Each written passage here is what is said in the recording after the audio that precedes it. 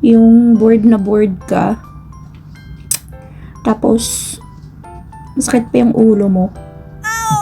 Parang gusto ko na magtampo sa sarili ko, tapos suyuin ko din yung sarili ko. Pwede ba yun?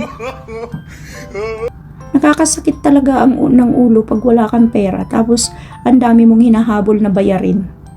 Sinong relate dyan? Pwede ko nang i-declare yung sarili ko, persona non kwarta.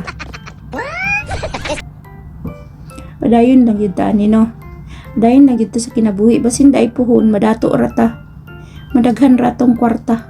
Ma-financially stable rata. Dili na ta magproblema. Sa karon, mukha masa ta.